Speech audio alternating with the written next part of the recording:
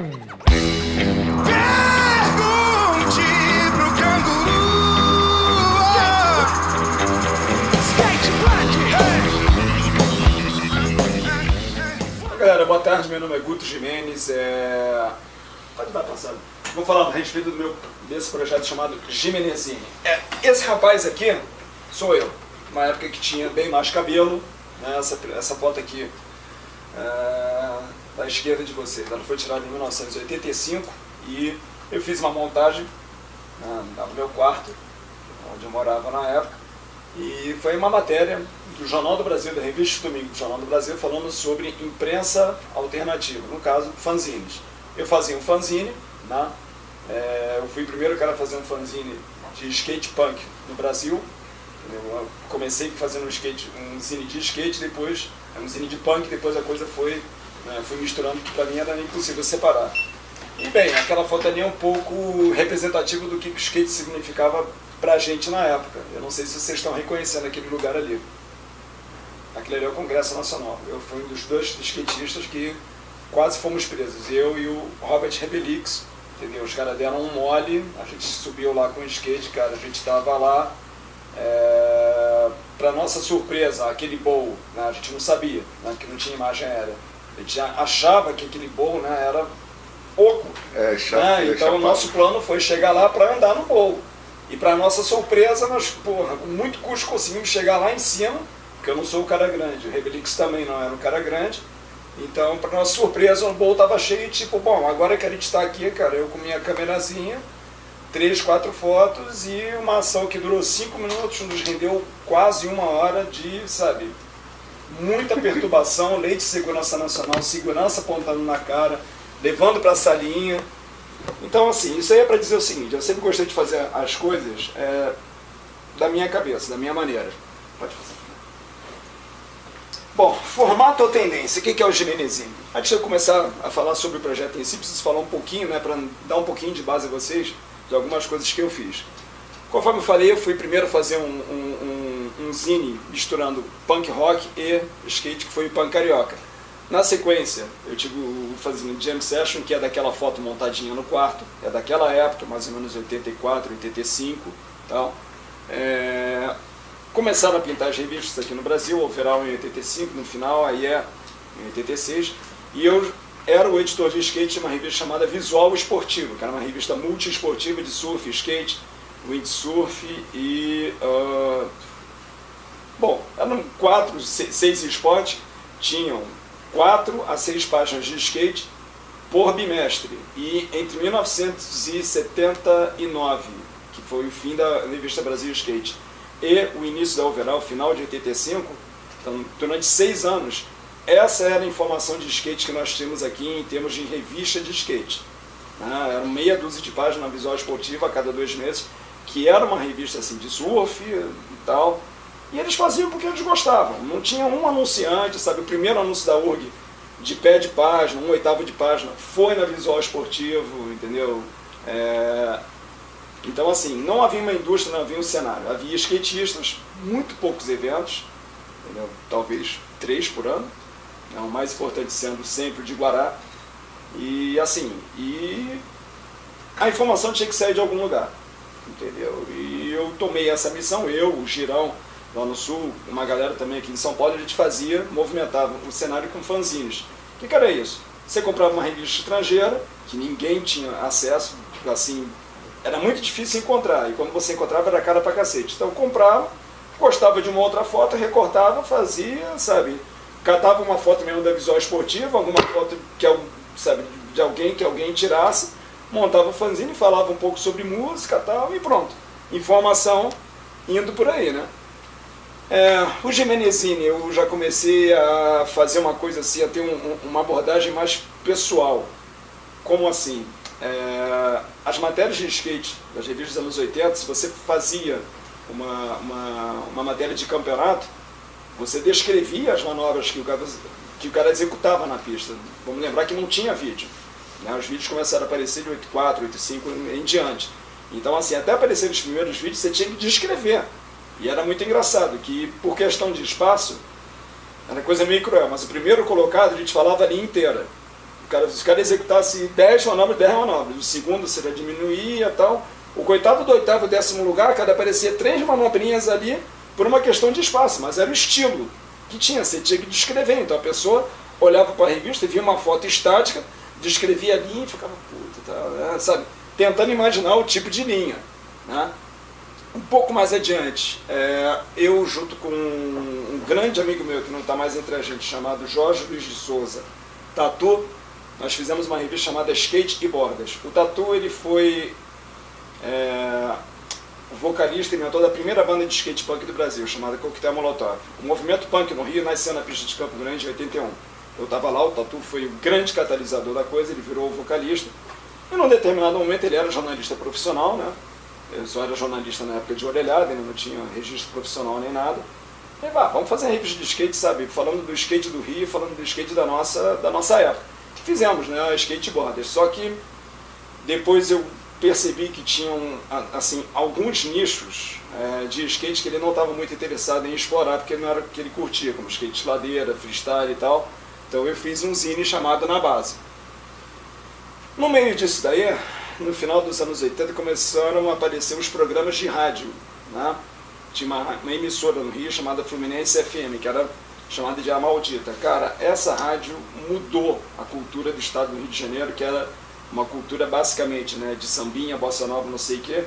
De repente uma rádio que tocava rock 24 horas por dia, só tinha locutora mulher, sabe? Não tinha um homem fazendo locução dentro da rádio. E tocando coisas assim, não era só uma rádio de rock que ficava tocando Led Zeppelin, Black Sabbath, Deep Purple, Pink Floyd, sabe, como as outras rádios que parecia que só conheciam meia dúzia de discos. Não, sabe, a Fluminense era muito difícil você ouvir uma música repetida, muito difícil mesmo. E tinha os programas, né? Sempre tiveram alguns programas. Em 1988 começou a surgir um programa chamado Mac Twist, patrocinado pela Headley, que é uma grande marca de roupas e tal. E eu, assim, 2 amigos meus eram os programadores, e uma vez por mês eu fazia lá uma programação, mas sem locução. Era só a locutora, entendeu? Falando da sequência musical, não tinha informe, não tinha nada, era só música.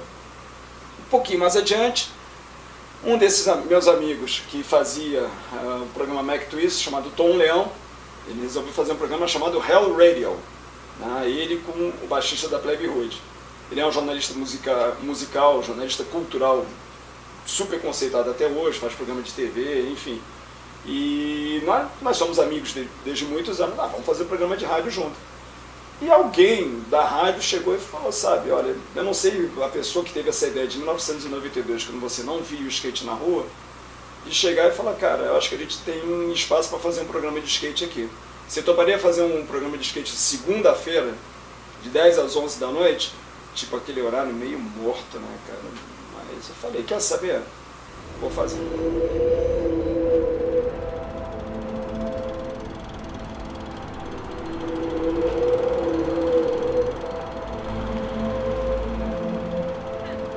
I'm from a city where timing means everything. You can miss your chance at greatness by mere seconds if you aren't prepared for it.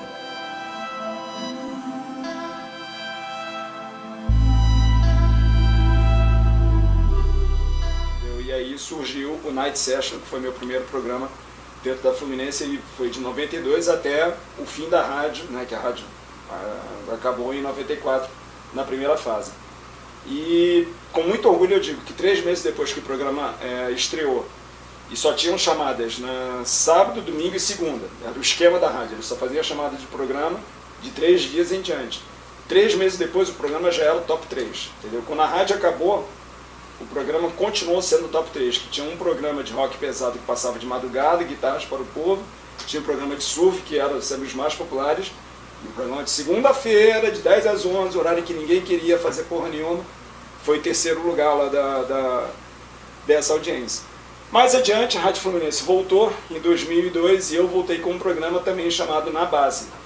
E aí, sabe, eu comecei também a falar um pouquinho mais sobre música. Eu só falava em forma de skate. Na Base eu comecei a fazer um uniformezinho de música, estava começando a aparecer, alguns artistas de street art estavam começando a ficar mais conhecidos, e eu comecei também a chamar a minha atenção começou a ser atraída em relação a isso, né? Bom, depois da Fluminense, apresentei alguns programas, né, na Costa Verde FM, junto com o Tom Leão, esse Hell Session, que ele falava a parte musical, eu falava a parte de skate, e numa emissora chamada Zona Sul FM surgiu esse programa chamado Estúdio Skate. Uma coisa muito curiosa, a Zona Sul FM era uma rádio pirata, né, uma rádio pirata comunitária, só que assim, era uma rádio pirata comunitária que era de filhos de três milionários. Um cara que era dono de uma rede de casas de espetáculo, o outro era filho do dono de uma rede de restaurantes, e a menina era filho do dono de hotel. Cara, a rádio pirata funcionava na cobertura de um hotel de frente para a praia do Leblon, sem sacanagem. Entendeu? Então assim, ela era pirata e comunitária só no nome. E, sabe, o sinal foi indo, alguém chamou um paizinho poderoso e falou assim, olha, deu merda. Então, simplesmente a gente foi avisado, tipo, ó, você nunca esteve aqui. Então, aconteceu isso. De uma hora para outra acabou, mas a ideia ficou na minha cabeça, Estúdio Skate. Bom, a partir do momento em que toda a mídia mudou, né? Eu sou um homem de imprensa, sou um skatista e um homem de imprensa, então o jornalismo mudou, radialismo, naturalmente, também teria que mudar. Então, no ano passado, eu fui convidado para uma web radio a assumir um programa que já existia, o Cycle Rock. Mas ao invés de dar informação de rock, né, de bandas e cenário, eu falava também um pouco sobre shows que estariam acontecendo no Rio, né, nos arredores ali, alguns shows de bandas independentes, mas basicamente falando sobre skate, né? E a rádio não tinha uma estrutura muito boa, sabe? Funcionava numa salinha, então tinha meses que estava tudo muito bem, tinha meses que não tinha nem água para beber, sabe? Teve uma hora que os caras lá discutiram e resolveram não, sabe? A rádio existe até hoje, mas ela não tem programas, ela fica tocando, sabe, música lá praticamente direto.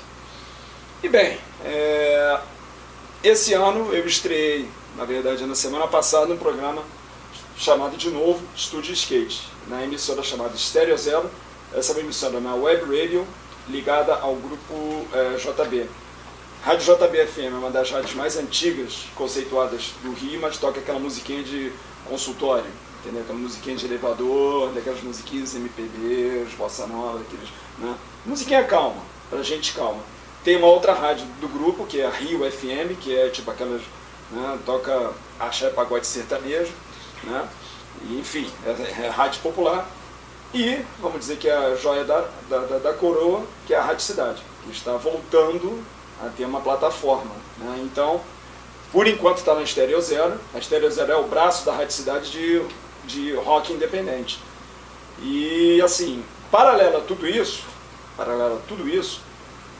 assim, eu adoro rock and roll, mas, porra, eu ia nos bailes blacks quando era moleque, sempre gostei do hip hop desde o primeiro momento, e isso de uma certa forma me frustrou, que as rádios eram voltadas a rock. Então eu resolvi fazer a minha própria coisa. Não, peraí. Assim, vamos fazer um teaserzinho, só mostrar um teaser, né? Isso aí é o seguinte, é o poder de hoje em dia. O que acontece de melhor nas pistas de skate, ruas e ladeiras do Brasil e do mundo. Os principais nomes da street art. Estúdio Skate. Estúdio Skate. O seu drop de skate, música e arte aqui na Stereo Zero. Toda sexta em 4 horários: 10, 13, 15 e 19 horas. Produção e apresentação, Guto Jimenez. Estúdio Skate. O que levou a fazer um podcast, cara? Eu pesquisei e, para minha surpresa, ninguém tinha um podcast aqui no Brasil falando de skate. Canal de YouTube você tem, nossa, tem muitos. Alguns bons, outros que eu prefiro ser educado, vamos dizer assim. Mas não tinha ninguém falando sobre skate, sabe? Não tinha podcast. E eu, modestamente, me considero um pouquinho de bagagem, né, para falar um pouco sobre skate. Eu tenho minhas opiniões, ninguém é obrigado a concordar. E a partir disso que surgiu, né? Foi. Jimenezini. Sim, é uma coisa meio ególatra. Meu nome é Guto Jimenez, então eu resolvi fazer um fanzine. Na verdade, eu estava com uma preguiça de arrumar um nome, cara. Quando eu tive assim, a ideia do Jimenezine em 1990, tipo, eu falei, caralho, eu quero um nome em português. Eu já tive Jam Session, Fast Forward, não sei o que lá, porra, eu quero botar o nome em português, escrever, porra, não tá legal, não tá legal, não tá legal. E na hora eu falei, tipo, Jimenezine, tipo, eu gostei do nome, sabe? Foi é o Zine do Guto Jimenez, eu mesmo tô falando, eu sou responsável, sabe? Ninguém será processado, caso tenha alguma coisa, a não ser eu. E bom, quando esse Zine surgiu, foi a chamada segunda morte do skate, que eu acompanhei. Né? A primeira morte foi entre os anos 70, na virada dos anos 70 e 80. Em 1979 você tinha praticamente tudo. Né? Em 1980 você já não tinha porra nenhuma, que muitos empresários viram que era um grande negócio você abrir rinques de patinação. Você lembra disso? Início dos anos 80? Rinques de patinação. Alguns deles até colocavam tipo um quarter pipezinho ali, só para dizer que tinha, mas você não entrava de skate nesse negócio, cara. Era tipo uma discoteca com as pessoas rodando, entendeu? Globo, luzes, sabe?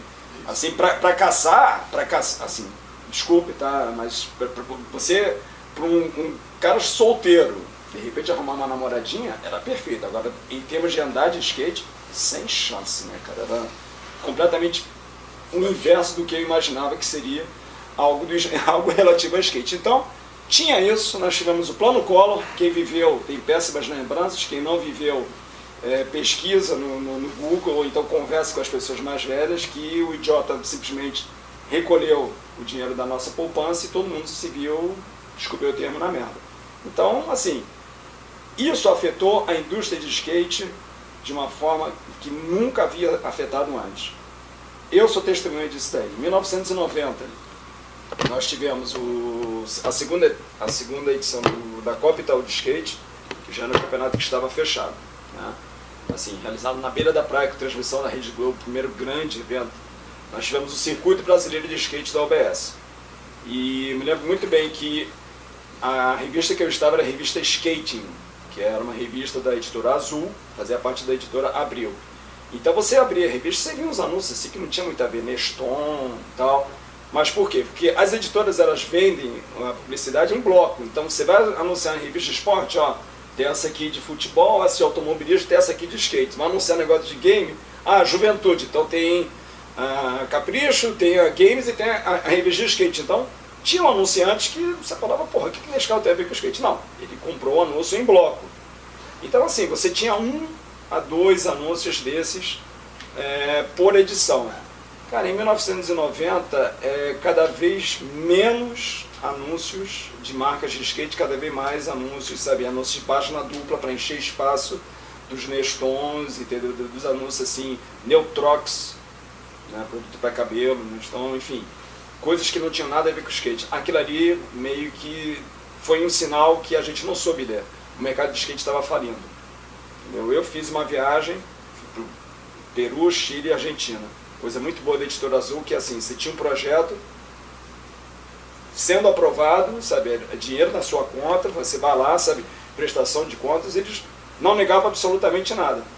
Eu fui, fiquei, sei lá, acho que quase 3 semanas fora, produzi material, mandei para São Paulo, material de foto e vídeo. Umas 2 semanas depois, eu recebi um pacotão, sabe. Eu liguei pro cara, o que está acontecendo? O cara me falou chorando, cara, acabou. Acabou e acabou tudo. Entendeu? É uma coisa, nós não tivemos a leitura que a revista Skate, que surgiu de uma grande editora, tinha surgido para derrubar as outras. Ela surgiu para derrubar o Overall e a sabe, que eram editoras independentes. E os caras surgiram com o esquema de editora Abril, cara. A revista saía aqui, no dia seguinte ela estava em Portugal, ela estava numa banca na cidade do interior de Rondônia. As revistas independentes não tinham disso, cara. Não tinham disso. E a gente, assim, na Overall e na IE, nós falávamos o que nós pensávamos. Na Skating, a primeira reunião, quando assim, eu aceitei fazer parte e tal, o cara já falou umas palavras doces. Salário. Entendeu? Salário. Pagamento por produção além do salário. Aprovação de projetos. Isso tudo era o bônus. O ônus era o seguinte: a revista é para crianças de 14 a 16 anos. Nenhum palavrão. Entendeu? Gíria muito pouca. Então, ok, um exercício estilístico, né, se você considerar. Agora, os caras estavam pagando e tudo. E a gente não percebeu que eles chegaram para dominar o mercado. Só que, de repente, não tinha mais mercado. E foi nisso aí que surgiu, sabe, o Jimenezini. De novo, uma necessidade que eu senti, sabe, de que, por mais tosca, por mais limitada que fosse, sabe, fazer 100, 200 cópias, era o mínimo que eu podia fazer, entendeu? O skate já tinha me dado muitas coisas. Eu já tinha vivido, integralmente 2 anos da minha vida, com todo o dinheiro que eu ganhava, tinha sido do skate, sabe? Eu nunca fui um skatista bom pra cacete, sacou? Mas eu já fui um cara atirado. Eu fui o primeiro brasileiro a competir no Mundial na Alemanha, fui o primeiro jornalista a cobrir Nordeste, a cobrir a América Latina. Então, assim, é aquelas coisas que eu falei, dava na minha cabeça de fazer, sabe? Eu projetava e tentava viabilizar. Então, assim, foi aí que surgiu. O Jimenezini passou a ser uma coisa um pouco mais autoral dentro do que havia de mídia de skate. Bom, e aí surgiu, né, o meu podcast. O podcast, cara, são as maravilhas da tecnologia moderna. Eu me lembro que a primeira vez que eu entrei no estúdio para gravar um programa de rádio, ele gravava numa fita rolo, passava para um cartucho, para depois depurar, entendeu? Quando o programa era ao vivo, era meio que uma operação de guerra dentro de uma emissora. Você entrava por uma... Quem já teve no estúdio de gravação sabe que você passava por uma antecâmara. Dentro de uma sala, de uma emissora, cara, eram 2 antecâmaras. Sacou? Então você passava por um e passava por outro, para não ter ruído absolutamente nenhum. Então, legal. Só que dentro do estúdio era uma puta zona, cara. Eu levava, sabe, às vezes levava a banda, vagabundas queimavam lá dentro, tava só a gente na rádio mesmo, então, sabe. Tudo bem, então alguns programas não foram assim. A rádio não era o primor de profissionalismo, vamos dizer assim. Por isso que acabou como acabou. E bem, para eu tocar os sons que eu gosto, cara, só fazendo a minha coisa. E o Jimenezini é assim, é uma coisa que demanda, num total, para saírem esses 30, 35 minutos aí de podcast, demanda mais 6 horas da minha vida. Porque eu tenho que fazer a seleção musical e tal, gravo, entendeu? Mixo e faço tudo ali, ó, no meu notebook. Você não precisa ter um estúdio, cara. Assim, eu não tenho vergonha de dizer, porque eu acho que isso pode servir de estímulo. O áudio eu gravo aqui, ó. Eu criei um grupo de WhatsApp para mim mesmo, eu gravo o áudio, depois boto a música em cima, misturo as coisinhas, coloco o som e tá pronto. Isso é uma maravilha, entendeu? Então, assim, eu acho que se tem uma mensagem, tem alguma coisa que eu preciso deixar, ó, você precisa deixar numa mensagem, vamos dizer, um legado para a humanidade. Cara, se eu posso fazer, qualquer um pode fazer, galera. Qualquer um pode fazer. A estrada está aberta, entendeu? Assim, eu só realmente peço para que as pessoas que tomem essa decisão de fazer a sua própria mídia, fazer o seu próprio canal, o seu próprio caminho, se informem, entendeu? Se informem, porque hoje em dia a cobrança é imediata. Tá? Eu sou muito acostumado, como locutor de campeonato, sabe? Você comete erros, não adianta. Vai cometer erros, você vai errar o nome de uma manobra e assim... 2 microsegundos alguém vai reclamar. Sabe? Então, com certeza na rede, assim, você vai falar bobagem, então presta atenção. E por que eu não faço canal de YouTube? Porque tem muita coisa sendo feita por aí, muita coisa sendo muito bem feita. Eu sou um cara muito exigente comigo mesmo. Então, para eu fazer um canal, como eu vi no outro dia, cara, que porra, quase que tirei o tênis e joguei na tela do computador. Que um moleque lá fez um canal de YouTube, tinha, porra, 14 mil visualizações. As 10 marcas mais antigas de skate, e o cara me fala de Nike e de Adidas. Pô, dei vontade de jogar o tênis na porra da tela, cara. Então, assim, façam vocês mesmos, mas não cometam micos, entendeu? Porque tio Guto e os amigos ruins do tio Guto vão cobrar o preço de vocês. Então, obrigado pela atenção, galera. Muito obrigado mesmo. E assim, eu sou péssimo de marketing pessoal. Acho que já deu para perceber, né? Então, tá ali, sabe, todas as quintas-feiras, não vou dizer que tem um horário, né, porque minha vida não gira em torno disso. Então, geralmente na parte da tarde, sabe, então, vocês vão ter lá, vão ouvir minha voz por uns 3 minutinhos e depois meia hora de música direto, sabe, de vários estilos que eu curta, entendeu? Então, eu espero que vocês curtam também, e se você gosta de skate, você acha que tem alguma coisa a acrescentar, não pede autorização para ninguém não, cara, vai lá e faz. Entendeu? Vai lá e faz. Hoje em dia tá aqui, ó, de graça, ó. Você já tá pagando o telefone, já pagou o plano? Pronto, irmão. Você pagou a internet? Tá aí, cara. A coisa tá de graça, tá ao alcance de qualquer um. Falou? Obrigado, galera. Tá fazendo.